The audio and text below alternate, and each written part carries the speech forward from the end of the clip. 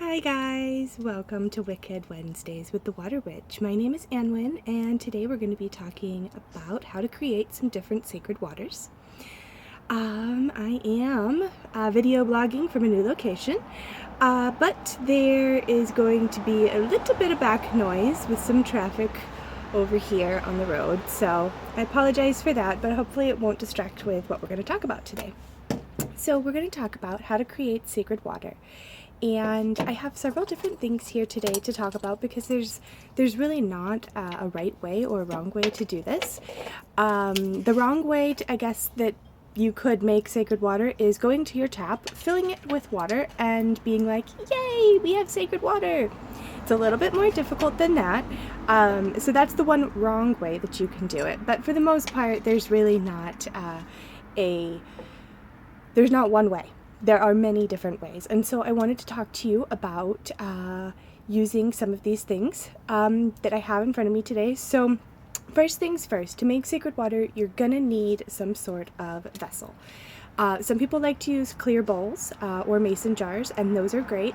I prefer to have a sacred vessel that I use for my work. It's blue because that connects me to the waters. It connects me to priestess work and to healing and also the third eye. The other thing that you're going to need is water. And I just have a bottle of water here. This is just distilled water from the store that you can buy in a gallon. And I keep that on hand. So I'm actually going to just be pouring that into my bowl right now. So that is step one, okay? Is just putting the water in the bowl. If you do have a sacred vessel that you use, you've probably already consecrated it many times. If you don't, then I suggest consecrating your bowl before and dedicating it to a purpose, and then only using that for this particular purpose or other sacred things. Now, once you have your water into your sacred vessel, your mason jar or your bowl, there are many, many different ways to create sacred water. One of them would be just to put a light covering on this and then go outside and put it under the full moon. You can also make new moon or dark moon water the same way. The night of the full dark or new moon, you just put the bowl of water out so that the moon or the lack of moon shines onto this. You can also make sacred water with sun. You can make sun water, and so you could do this at noon. Same thing, just put a light covering over the top of it and then place it out into the sun and let that sit for several hours, and then you'll have some really great sun water. Okay, so I'm just going to set that aside for now. I adjust my camera here. And let's talk about some of the things that we have in front of us. So one thing that you can do is use fresh flowers. I prefer rose petals for mine because I grow roses. So I generally use what I grow. But you can use wild flowers, and you can use other flowers that you grow. I don't really recommend using store-bought because a lot of times they have pesticides and dyes and colors, and so they don't have the same natural properties that a lot of the natural flowers do. So stick with your natural organic, especially if you're going to be drinking the water. In addition, if you are using flowers, you really need to know what your flower is. There are flowers out there that are poisonous, and so you need to be very careful that you are not making floral waters to drink with flowers that you do not know. So always know your plant, just like you would with medicinal herbalism. Same thing with this. If you're not going to be ingesting the water and you're going to be using it to consecrate or in ritual or to bless something, then there's less restrictions. So just be careful with what you make your water with if you're going to ingest it. Okay, so the first thing that we're going to talk about here, this is just a silver ring. It's something that I wore as a young adult and that I kept because it was important to me, but it is made out of silver. And this is an old recipe that comes from silver bow and old Scottish folk way of making holy water, and they call it silvered water.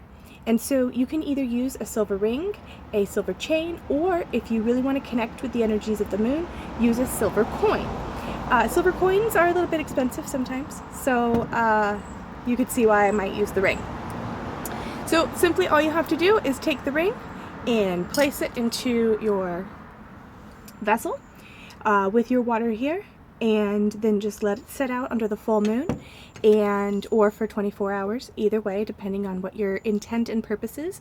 And then you will want to remove the silver and just drain your water through a cheesecloth if any dust or anything has gotten into it, and then bottle that. Always be sure to label the date, what you made it with, and what kind of water. You can expand your practice in making sacred water by starting to implement water from different natural sources, such as rivers, oceans, lakes, rainwater, etc. Again, you have to be very careful with some of that water because sometimes our rainwater or our lake water is not safe to ingest. However, it's wonderful for doing washes, floor washes, cleansings, and stuff like that. So be sure that if you use water from rain, or if you charge something on a super moon or from a specific body of water, that you put that on your label so that you know where it came from.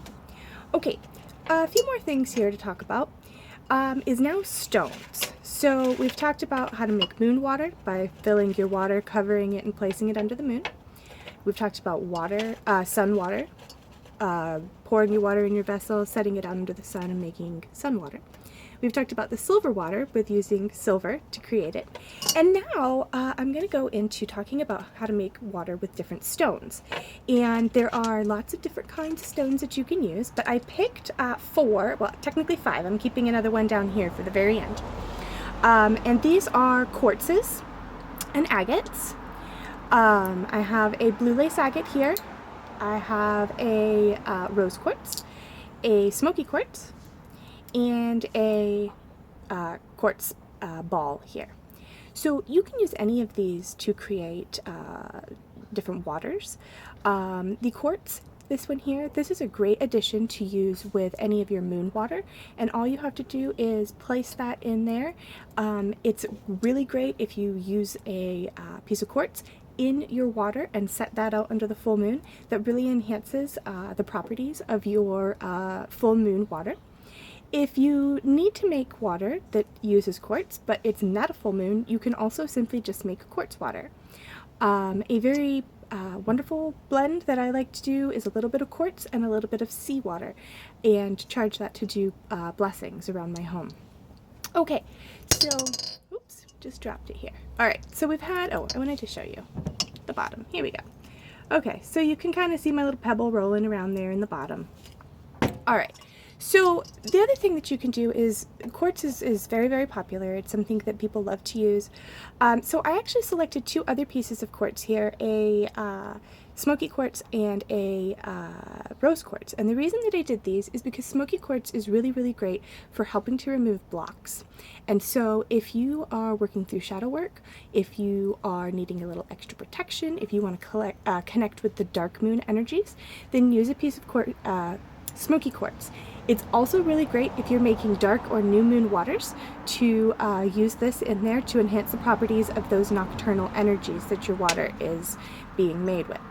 Now, the rose quartz here is a wonderful stone to work for love and self-healing. If you find that you're angry a lot, frustrated, lashing out at people, chances are a lot of times that when we do that, we are actually angry at ourselves.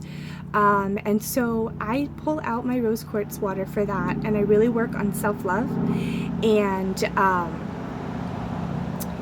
healing those wounds and those nasty words that I say to myself. We all do it, but rose quartz water is really great for that. The last one here that I wanted to talk about in this small section before we move on to the very end is blue lace agate. Blue lace agate is a fantastic stone for calming. It helps with depression and anxiety. And if you need any self-care and emotional healing, that is one of my favorite stones to go for. It's incredibly soothing, it's mild, it's not one of those stones that's going to knock you on your feet, but when you need a little helping hand or a gentle gentle care, then making water with this kind of stone, this blue lace agate, is wonderful. Okay, so often when you're online and you're looking up different water recipes, some of the things that you might come across as far as names are things like gem elixirs. Gem elixirs are actually what we just talked about with using the gemstones. You may see things called holy water, you may see things called rose water, you may see things called silvered water or sacred water. I like to use the term sacred water because I feel like it's a very good umbrella for all of the different kinds of water that can be underneath them. The last thing I'm going to talk about here is using a holy stone, hagstone or an adderstone. There is a lot of folklore surrounding these, and many say that if you hold the stone up to your eye and you gaze through it, that you can either do divination by gazing at the moon, you can see through to the fairy realms, you can see the spirits, you can see through the other side. The cool thing about hagstones is they're naturally formed by air and water. The air and the water, through its natural process and over many, many years, will sometimes bore a natural hole into these stones. These are very, very special, and they're used in many, many, many different ways. In folk magic, they can even be used to make healing waters, to heal, to see through to those other realms, etc. So, this can also be used. Now, if you are more of a traditional witch or you practice more folk magic, then you probably don't use a lot of your agates or quartzes in your work. And so that's why I wanted to talk about these, because I think these are incredibly powerful. They're simple and they're overlooked quite often. But just by placing one of these in the bowl and letting it sit out for 24 hours under the full moon, dark moon, or whatever it is that your intent, you can also create sacred water this way. And I said that this was the last, but actually I have one more thing to talk about. The last way I'm going to talk about is just by sprinkling a little bit of salt into your water. Now, if you do a lot of spirit work, and depending on your particular path, you may actually not use salt because in some traditions it can be very offensive to some of the spirits and ancestors. However, if that's not your tradition, then feel free to use it. Salt, on the other hand, has also been used in many magical traditions to create boundaries and to keep spirits out. So if you're wanting to do a house blessing, then you can absolutely do that with salted water. Feel free to expand your practice by using different types of water, by using a variety of things. You could even add the hagstone with your quartz pebble to create a specific water here. This would be a very, very powerful moon water if I made it on the full moon and placed it out under the full moon. The length of time that you choose to let your water sit is also up to you. I usually say 24 hours because a day is a really great target. However, you may have specific things that you're doing. If you're working with the powers of Avalon, perhaps you might want to use 9 hours to correspond with the magical number 9 that happens to correspond with a lot of the Well Maidens and some of the Avalonian mysteries. Other magical traditions also use 9. So if you're making water for luck, you may choose to use 7 hours, or to create it on the 7th at 7 and let it sit for 7 hours. So there's a lot of stuff that you can do with this. The other thing is you don't have to use anything. You can actually just use your own intent. You can have your sacred water. Let me take these out here real quick. All you need to do is, now that you have your water in your vessel, you can hold your vessel and focus your intent in onto the water. And as you're doing that, okay, talk to the water. Use your word vibrations and talk to it and charge your water with your words. That is incredibly powerful, especially if you're using words like heal.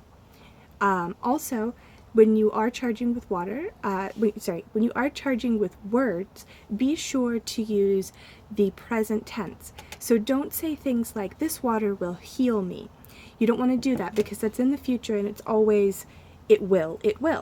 What you want to do is charge the water with present intent. So healing, healing, healing, healing. I am healed. I am healed. Those type of things, it puts it in the present tense, and it gives it more power in the present versus always in the future, or I will, or it will, it will. Make it present and it is done. Okay, so that is all that we have to talk about today, and I hope that you guys are enjoying your wonderful Wednesday, and we'll see you next time on Wicked Wednesdays with the Water Witch. Enjoy!